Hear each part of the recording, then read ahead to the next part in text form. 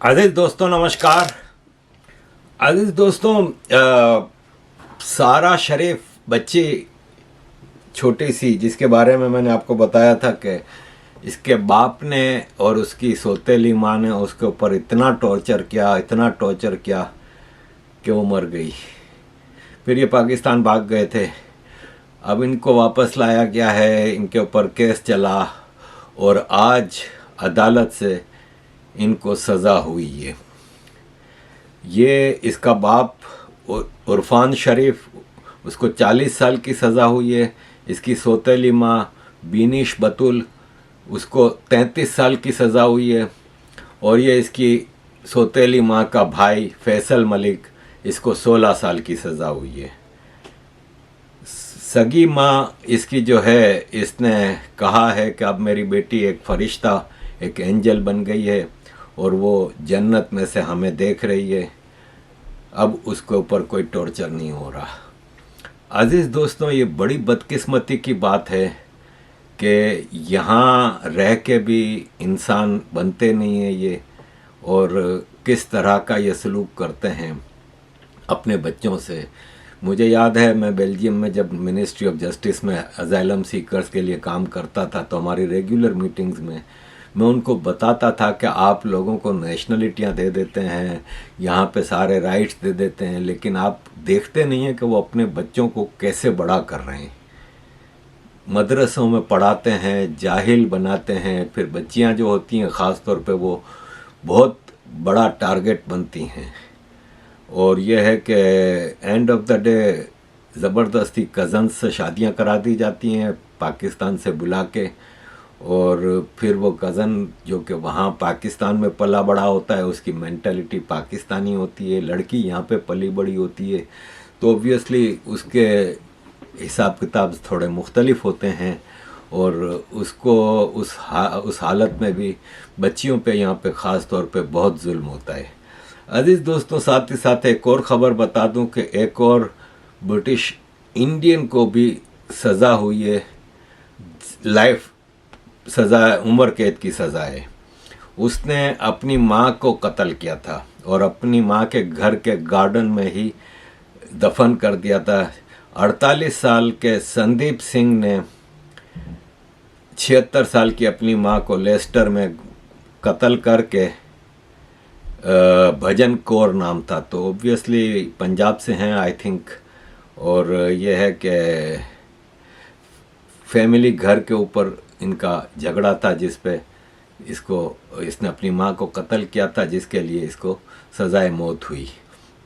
अजीज़ दोस्तों, मेरा इस वीडियो का बनाने का मकसद फ़िल्मों के हवाले से था। 2 वाक़यात फ़िल्मों के हवाले से ऐसे हैं जो मैं चाहता हूं कि अपना पॉइंट ऑफ व्यू रखूं। इससे पहले ज़रा मैं ये बता दूं कि पाकिस्तान और साउथ अफ्रीका की क्रिकेट की सीरीज़ चल रही है। T20 के पहले 2 मैच साउथ अफ्रीका ने इजीली जीत ली और तीसरा मैच बारिश की वजह से ख़त्म हो गया। दूसरे मैच में पाकिस्तान ने 200 रन किए, वो आसानी से साउथ अफ्रीका ने पूरे कर लिए। तो साउथ अफ्रीका के कैप्टन हेनरिच क्लासन से पूछा गया कि आपको पाकिस्तान ने 207 रन किए थे, तो आपका प्लान क्या था चेस करने का? तो उसने कहा कोई प्लान नहीं था, इसलिए कि जब एक पाकिस्तान जैसी टीम 200 करे ना तो हम समझ गए थे कि 250 जैसी पिच है। ये हालत है। ज़ाहिर बाबर और रिजवान टेस्ट क्रिकेट के स्टाइल में T20 क्रिकेट खेलते हैं और पाकिस्तान इस वक्त किसी किस्म की भी क्रिकेट में कहीं भी कोई इसकी पोजीशन नहीं है। साथ ही साथ इंडिया ऑस्ट्रेलिया का भी तीसरा टेस्ट मैच चल रहा है। आप जब ये देख रहे होंगे तो ऑफ कोर्स 5वां दिन ख़त्म हो गया होगा। बारिश ने इस मैच को बहुत ही तंग किया। भारत काफ़ी मुश्किल सिचुएशन में था। शुरू में अच्छी विकेटें ले लीं, लेकिन फिर स्मिथ और ट्रेविस हेड ने सेंचुरियां करके 450 के करीब रन बना दिए। भारत को ख़तरा हो गया था फॉलो ऑन का, लेकिन KL राहुल जो कि one of my favourite players रहा है, जिसके ऊपर इस सीरीज़ के शुरू से ही बड़ा प्रेशर था कि लेंगे नहीं लेंगे, और फिर रोहित शर्मा पहला टेस्ट मैच नहीं खेले तो इसको इन्होंने ओपनर के तौर पे लिया। कभी 6 पे खिलाते हैं, कभी 5 पे, कभी 3 पे, कभी ओपनर। और हमेशा जो क्रिटिसिज्म का टोकरा होता है वो इसके ऊपर उलटता है। तो एंड ऑफ द डे ये इस वक्त इस सीरीज़ का तीसरा टेस्ट चल रहा है। अब तक का ये एक अकेला प्लेयर है जो ज़बरदस्त परफॉर्म कर रहा है। विराट कोहली, शुभमन गिल और रोहित शर्मा ने मिलकर इतनी बॉल्स इस सीरीज़ में नहीं खेली जितने अकेले केएल राहुल ने की हैं। इवन किसी ऑस्ट्रेलियन प्लेयर ने भी केएल राहुल जितनी बॉल्स नहीं खेली। बड़ी ज़बरदस्त परफॉर्म देता है ये लड़का, लेकिन हमेशा इसके ऊपर टोकरा गिरता है। मैं समझता हूँ कि अब वक्त आ गया है कि रोहित और कोहली को इज्जत के साथ रिटायरमेंट का ऐलान कर देना चाहिए टेस्ट क्रिकेट से। और अब काफ़ी नए खिलाड़ी हैं। बुमराह एक डायनामिक कैप्टन है इंडिया का। इस सीरीज़ में हमने ये भी देखा कि बुमराह अकेला ही परफॉर्म कर रहा है, बाकी बॉलिंग ख़ास तौर पे fast bowling perform as such नहीं कर रही। शमी की कमी बहुत महसूस हुई। तीसरा फास्ट बॉलर सिराज, आकाशदीप, ये सब अभी उस लेवल पे नहीं पहुँचे। सिराज ने इतनी क्रिकेट खेली है और ऑस्ट्रेलिया की इतनी फास्ट पिचों पे भी उसकी परफॉर्मेंस एज सच रही नहीं है। तो अजीज़ दोस्तों, आते हैं अब फिल्मों की तरफ। पहले मैं आऊँगा पुष्पा 2 की तरफ।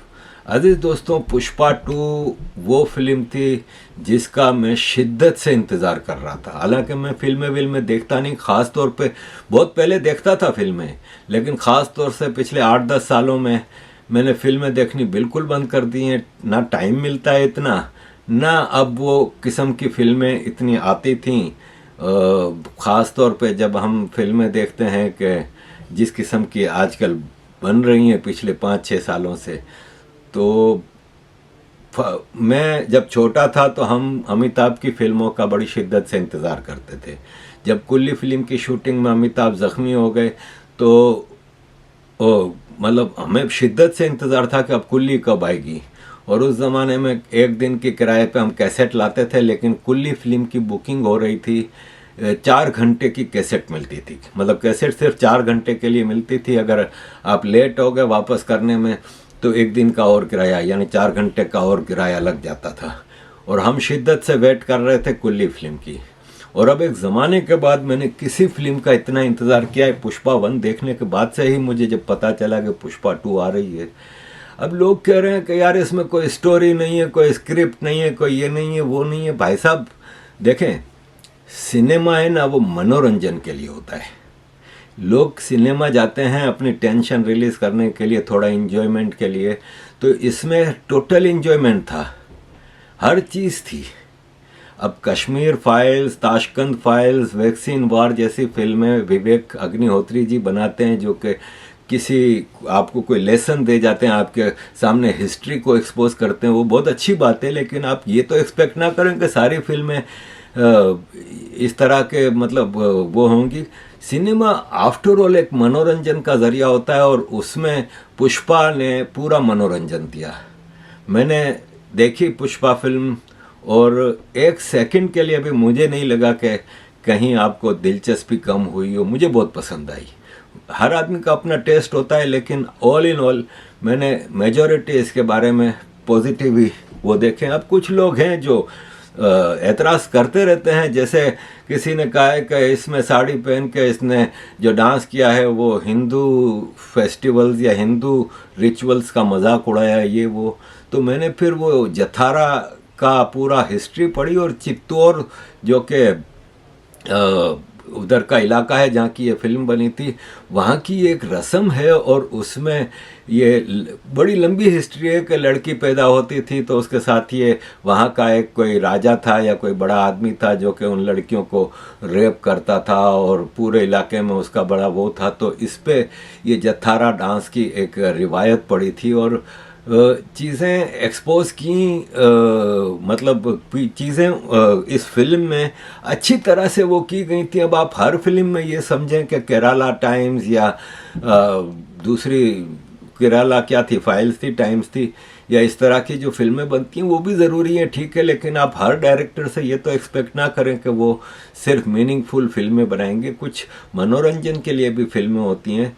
और इसमें एक और चीज़ कही जा रही है कि देखो साउथ की फिल्म इंडस्ट्री ने पछाड़ दिया बॉलीवुड को, तो बॉलीवुड की अपनी जगह एक वो है। अगर आप पिछले 2-3 सालों में देखें तो RRR आई, फिर वो काल्की आई, KGF आई, और ये फिल्म आई पुष्पा 2, साउथ के स्टार्स की फिल्में थीं।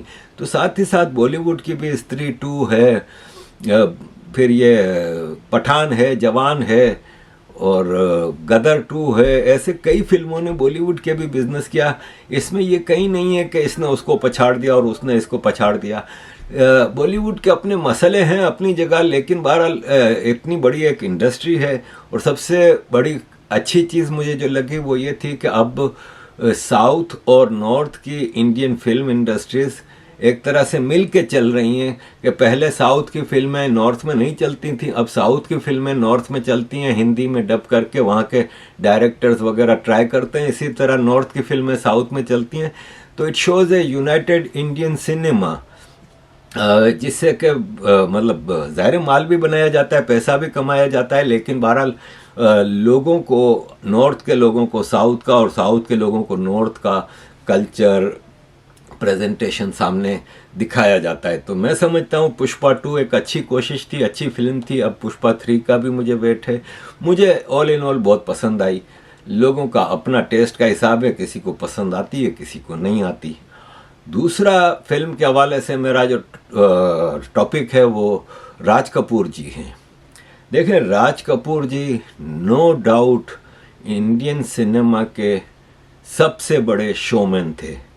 उनके बारे में कई थ्रेड आते हैं आजकल के, भाई उनकी 100th एनिवर्सरी मनाई जा रही है तो उस पर कई लोगों ने बड़े बड़े एतराज़ किए हैं और बड़ा वो किया है। तो देखें अगेन फिर कि he was a showman, cinema was a medium of मनोरंजन एंटरटेनमेंट, जो कि वो पूरा कर रहे थे। साथ ही उनकी फिल्मों में अच्छे मैसेजेस भी होते थे। और मैं समझता हूँ he was the first Indian star जो विदेश में भी पसंद किए जाते थे, पहचाने जाते थे। बॉलीवुड को उन्होंने इंटरनेशनल लेवल पे इंट्रोड्यूस कराया था एट वेरी अर्ली एज। अब लोग कहते हैं वो बकरा खाते थे और मुर्गी खाते थे, तो भाई साहब इससे कोई ऐसा तो नहीं कि हिंदू नहीं रह जाता। मेरे लंदन में जितने हिंदू दोस्त हैं और क्वाइट मच नेशनलिस्ट हैं जो भारत और हिंदू धर्म से बहुत प्यार करते हैं, वो ज़्यादातर नॉन वेज खाते हैं। और ज़्यादातर मेजोरिटी, 1-2 के अलावा बाकी तो मैं जितने जानता हूँ 50-60 जो मेरे इंडियन जिनको मैं पर्सनली जानता हूँ, मिलता हूँ, तो ज़्यादातर नॉनवेज खाते हैं। उससे ये थोड़ी है कि वो हिंदू नहीं रह जाते। ये हर आदमी का अपना वो होता है। तो वो अगर बकरा खाते थे या ये, फिर उनके बारे में कहा जाता है कि वो पठान थे। एक थ्रेड आया था कि वो पठान थे, खान थे, उन्होंने नाम अपना कपूर रख दिया, और कपूर एक्चुअली खान का हिंदू नाम है, फलान है, ढुमकान है। वो पेशावर में पैदा हुए थे। तो वन शुड रिमेंबर कि पेशावर उस वक्त इंडिया का हिस्सा था, ब्रिटिश इंडिया का हिस्सा था। और ये है कि, और आप अगर उस ज़माने की फिल्म इंडस्ट्री में जाएं तो आपको ज़्यादा मुसलमानों का एक वो नज़र आएगा कि काफ़ी मुसलमान कलाकार इंडस्ट्री में काम करते थे, ऑल दो कि वो अपना हिंदू नाम रख लेते थे, जैसे कि दिलीप कुमार हैं, मुकरी हैं, विजयंती, वो मधुबाला हैं, मीना कुमारी हैं। ऐसे जो मुस्लिम आर्टिस्ट वहाँ पे थे। और ये है कि राज कपूर जी एक मिलजुल के चीज़ें करते थे। नरगिस जी थी, राज कपूर जी की नरगिस जी के साथ 16 फिल्में आई और बड़ा अच्छा इनका कॉम्बिनेशन रहा। मेरे राज कपूर जी हमेशा टॉप फेवरेट रहे। आज भी इंडियन फिल्म इंडस्ट्री में मुझे कोई कहता है तो मेरे all time favourite Raj Kapoor जी रहे हैं। मैंने इनकी पहली फिल्म बहुत बाद में देखी थी, आह फिल्म थी, जिसमें वो नरगिस जी के साथ थे, जिसका वो गाना मशहूर है, राजा की आएगी बारात, आ जा रे, और कई गाने इसके मशहूर थे। बहुत ज़बरदस्त फिल्म थी। और उस फिल्म ने मुझे राज कपूर जी को इंट्रोड्यूस कराया। और इसके बाद मैंने कैसेटें ला के रेगुलर सारी फिल्में इनकी तकरीबन देख ली। श्री 420, आवारा, अनाड़ी, अंदाज, मेरा नाम जोकर, संगम, मतलब जितनी फिल्में मैं समझता हूँ तकरीबन मैंने इनकी सारी फिल्में देखी। और really he was a wonderful artist. और उनकी नब्स जो थी व्यूअर्स की, जो ऑडियंस की, जो लोग इनकी फिल्में देखते तो वो नब्स पहचानते थे। अब लोग एतराज़ कर रहे हैं कि जी वो राम तेरी गंगा मैली में उन्होंने हीरोइन गंगा नाम रखा था, हमारी गंगा मैया होती है, और उसको नंगा कर दिया, ये कर दिया, वो कर दिया। तो देखें वो फिल्म गंगा पे ही बनी थी, गंगा दरिया, और एक महिला के ऊपर जिसके साथ ज्यादतियाँ हुई हैं ये वो, उसमें कहीं उस लड़की को गंदा नहीं दिखाया गया, उस लड़की को गलत नहीं दिखाया गया, उस लड़की के कैरेक्टर को गलत नहीं दिखाया गया, उसके ऊपर अत्याचार दिखाया गया। और उसमें भी गंगा दरिया की जो हालत है सफाई के हवाले से, और उस पर उन्होंने मैसेज दिया था। इसी तरह कहते हैं कि जी वो मेरा नाम जोकर में उन्होंने पद्मनी और वो दूसरी जो थी उनको मतलब न्यूडिटी काफ़ी दिखाई। तो ठीक है, जो अलाउड था उस दायरे में रह के उन्होंने दिखाई। आज के ज़माने से तो आप कंपेयर नहीं कर सकते ना। आजकल तो सब कुछ ही चल रहा है। एक ज़माना था कि इंडियन फिल्मों में 2 पीस बिकनी तो कभी दिखाई नहीं दी जाती थी, लेकिन आजकल तो मामूली सा हो कि आजकल तो साड़ी के नीचे भी मतलब बिकनी टाइप के कपड़े पहन के वो करती हैं, जिस पे मैं एतराज़ नहीं कर रहा बिल्कुल, क्योंकि ये सारा एक अलाउड पैरामीटर्स में अगर चीज़ दिखाई जा रही है तो no problem at all about it. तो मैं समझता हूँ कि ये मेरा पॉइंट ऑफ व्यू है इस हवाले से, इंडियन सिनेमा के हवाले से। इंडियन सिनेमा इंडिया का एक इंट्रोडक्शन टू द वर्ल्ड है, और नॉन इंडियन भी इसको बहुत देखते हैं और समझते हैं। मैंने सुना है कि अरब देशों में तो इसको अरबी में डब करके दिखाया जाता है इंडियन फिल्मों को। तो साउथ नॉर्थ ये दोनों इंडिया के ही सिनेमा हैं, और दोनों मिलजुल के वो करते हैं। किसी को किसी आर्टिस्ट के ऊपर एतराज़ हो सकता है, किसी को कोई आर्टिस्ट पसंद नहीं आ सकता, किसी को कोई पर्सनल ग्रज भी हो सकता है, लेकिन ऑल इन ऑल आप एक इंडस्ट्री को गंदा नहीं कह सकते। और राज कपूर जी तो मैं समझता हूँ कि ग्रेटेस्ट वो थे। अब उनकी औलादों के ऊपर, यानी उनके ग्रैंड चिल्ड्रन जो आजकल हैं, करीना कपूर, करिश्मा कपूर और जो रणबीर कपूर हैं, उनके ऊपर भी एतराज़ होते हैं कि ये कर दिया और वो कर दिया। तो भाई साहब वो आर्टिस्ट हैं, आपको मनोरंजन प्रोवाइड करते हैं। मुझे किसी ने पूछा कि आपको राज कपूर ख़ानदान में राज कपूर जी की लेगेसी को आगे लेके जाने वाला कोई एक नाम बता दें, तो मैं समझता हूँ कि Kareena Kapoor is a wonderful artist. Kareena Kapoor as an actor, she is a wonderful actor, and no doubt about it कि माधुरी दीक्षित के बाद अगर कोई अच्छी एक्ट्रेस भारत की फिल्म इंडस्ट्री में आई हैं तो वो करीना कपूर हैं। तो अजीज़ दोस्तों, दिल पे लेने की बात नहीं है, मैंने अपना पॉइंट ऑफ व्यू आपके सामने रखा है। थैंक यू वेरी मच अजीज़ दोस्तों for all your support. Kindly keep supporting.